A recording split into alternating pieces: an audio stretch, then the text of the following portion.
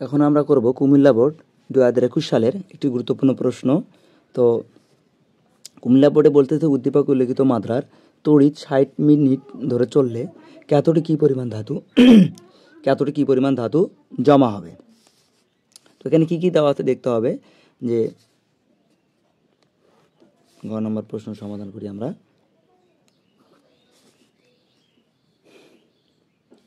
Ampere তড়িৎ প্রবাহের মান দেওয়া আছে I 5 এম্পিয়ার।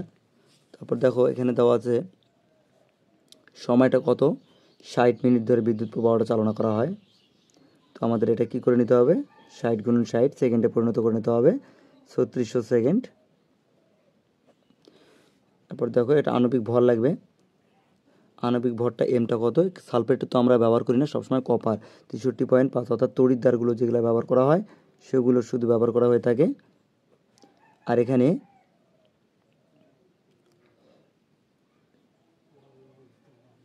হচ্ছে ইলেকট্রন আদান প্রদান কয়টি হয় বা যোজনী তুল্য সংখ্যা কত, কপার হচ্ছে তুল্য সংখ্যা 2, আর এফ হচ্ছে ফ্যারাডের ধ্রুবক 96,500 কুলম্ব। আমরা জানি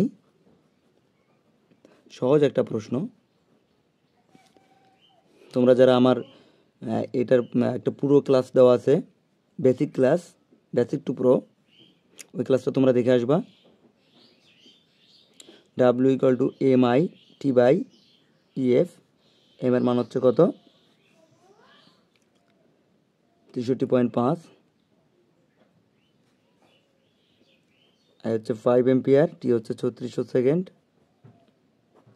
ই হচ্ছে 2 আর 96,500। তো এখানে ক্যালকুলেশন যদি করি তাহলে আমাদের মান আসে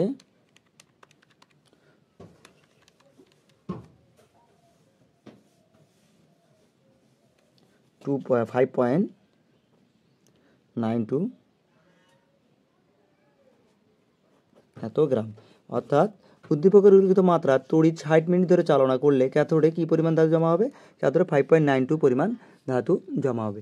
এটি হচ্ছে আমাদের গ নম্বর প্রশ্ন। আমরা দেখব খ নম্বর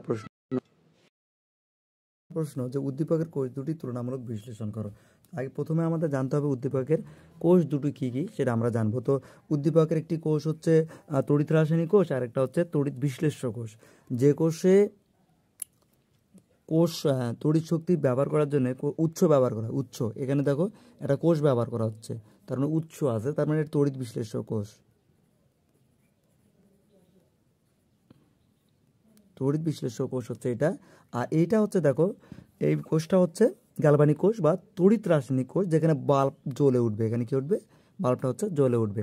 অর্থাৎ তড়িৎ শক্তি ব্যবহার করে আমরা কী করবো, রাসায়নিক শক্তি ব্যবহার করে তড়িৎ শক্তি রূপান্তর করবো। আর এটা তড়িৎ শক্তিকে ব্যবহার করার জন্য আমাদের রাসায়নিক শক্তিটা কী হবে,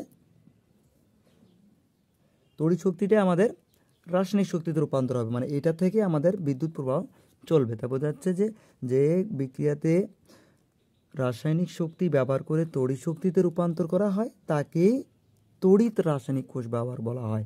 আর যে কোষে তড়িৎ শক্তি ব্যবহার করে রাসায়নিক শক্তি রূপান্তর করা তাকে গ্যালভানিক কোষ বলা হয়। তো তড়িৎ রাসায়নিক কোষে দেখো অ্যানোড হচ্ছে এটা, অ্যানোড হচ্ছে ঋণাত্মক আর ক্যাথোডটা হচ্ছে কি ধনাত্মক। আর তড়িৎ বিশ্লেষ্য কোষে অ্যানোড হচ্ছে ধনাত্মক, ক্যাথোড হচ্ছে ঋণাত্মক।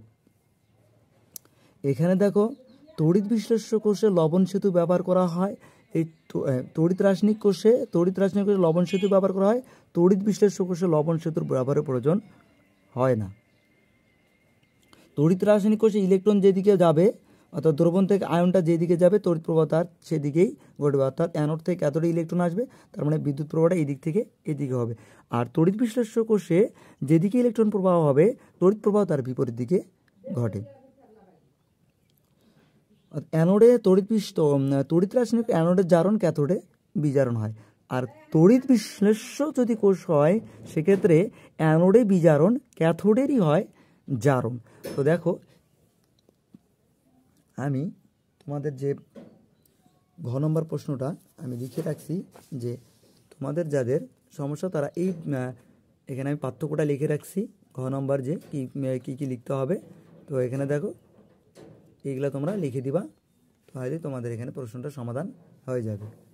তো এটা ছিল কুমিল্লা বোর্ড 2021 সালে একটি গুরুত্বপূর্ণ প্রশ্ন সমাধান।